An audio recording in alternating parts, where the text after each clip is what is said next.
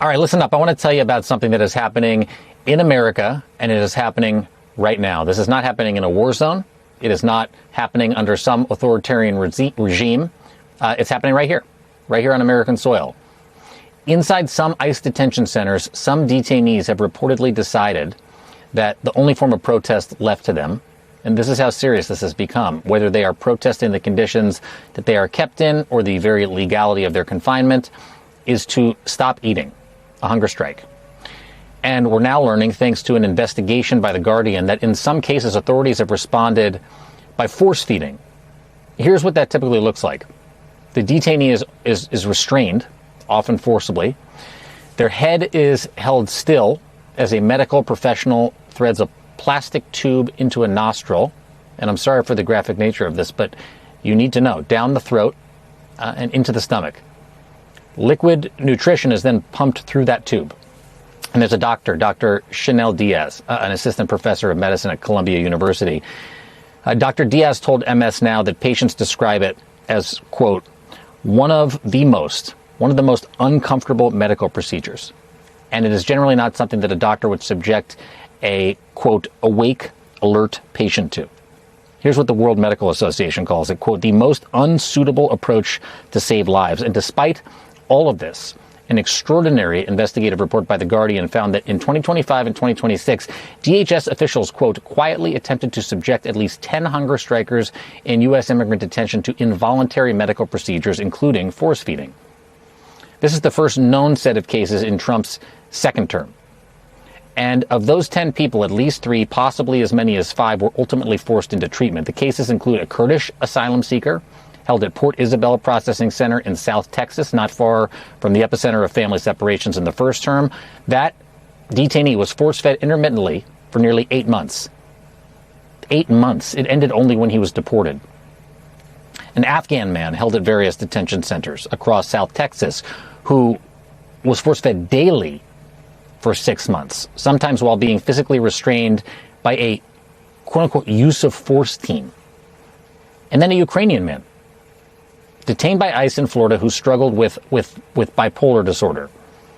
After being transferred through multiple facilities, including the now closed Alligator Alcatraz, he went on a hunger strike to protest his continued detention. Here's what his attorney told The Guardian. He was, quote, deteriorating very rapidly, adding that, quote, officials refused to give his bipolar medication, citing his hunger strike, while the detainee refused to end his hunger strike until he received medical care, leading to an impasse. After 44 days without food, ICE requested an order to force feed him. But his lawyer intervened, and he was taken to a hospital where he began to eat again after 68 days on hunger strike. DHS responded to The Guardian's reporting this morning. They said, in part, quote, ICE has a long-standing practice to provide comprehensive medical care from the moment an alien enters ICE custody, when an individual's medical condition presents a serious risk of death or permanent harm, or when other compelling legal or operational interests are implicated. ICE may seek judicial authorization for appropriate medical interventions consistent with applicable law. They're not aliens, they're people. They also told The Guardian, quote, this is the best health care that many aliens, there it is again, have received in their entire lives. We're talking about human beings. And this healthcare, including these procedures, which many human rights groups and medical organizations consider torture, that it meets the definition of torture, are processed through legal channels. DHS and ICE, they look for permission, and they seek it from a federal judge to forcibly treat a hunger striker. But as The Guardian reports, the orders often amount to, they call it a rubber stamp. They're approved quickly behind closed doors without meaningful due process. So much so that in 6 of the cases that were reviewed by The Guardian, and you need to read this report, detained immigrants did not have any legal representation during court proceedings.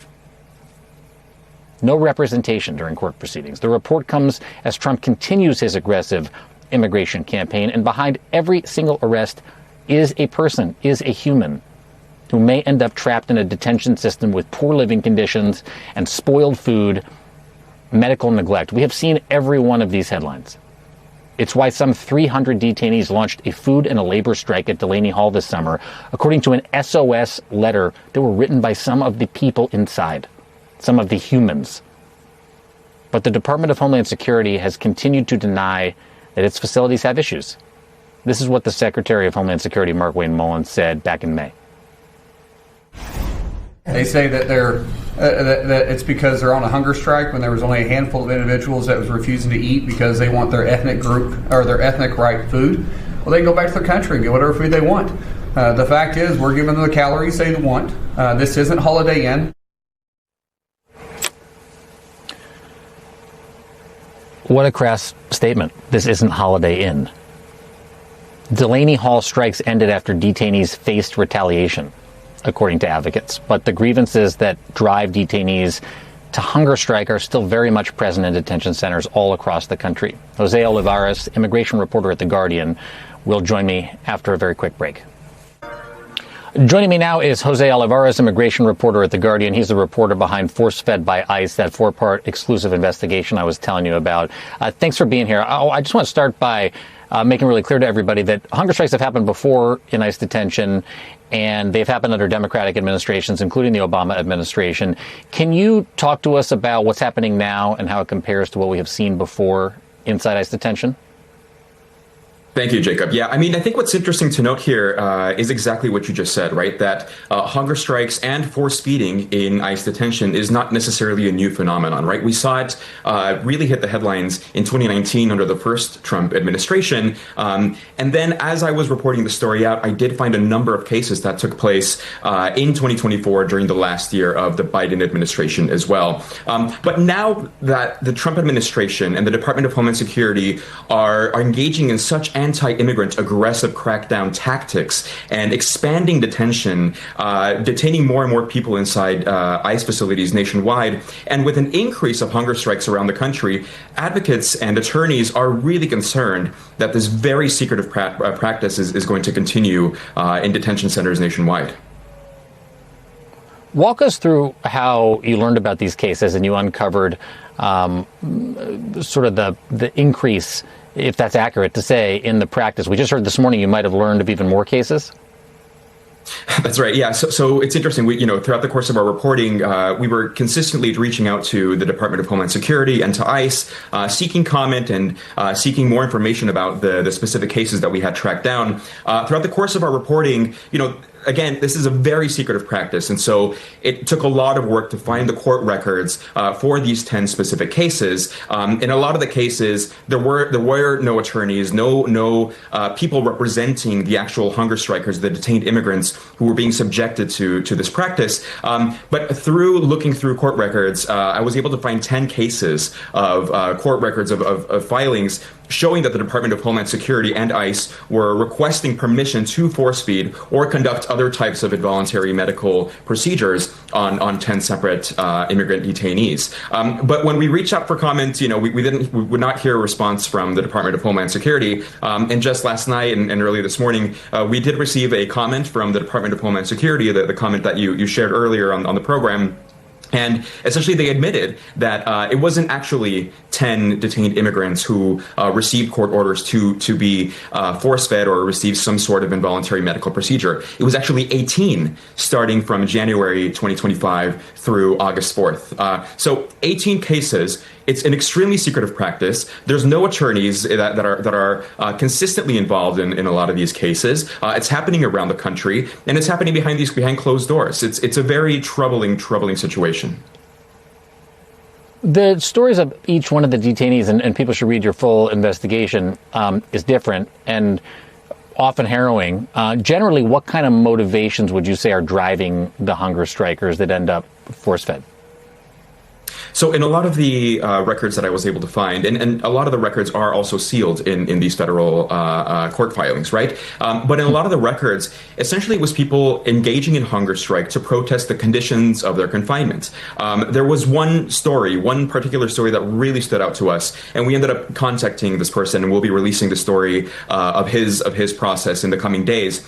This is a man named Mr. Gabar Choli, and Mr. Choli was a Kurdish asylum seeker who requested asylum in the U.S. And then he was, checking in regularly with ICE. And in early 2025, he was arrested by ICE and placed in detention. And throughout the course of his detention, he was noticing that ICE was pressuring him to self-deport or to sign deportation orders to a country where he would likely be tortured. And in addition, he was also complaining about the conditions inside the detention center. So all of this, and he was, trying to complain to ICE detention center guards or go through the mechanisms that are available. They're limited, but they're available for immigrant detainees, and nothing was happening. So he decided to engage in a hunger strike to protest the conditions of his confinement, to protest the conditions inside the ICE detention center, and to essentially request and demand to be deported from the country because he didn't want to be in detention anymore. Right?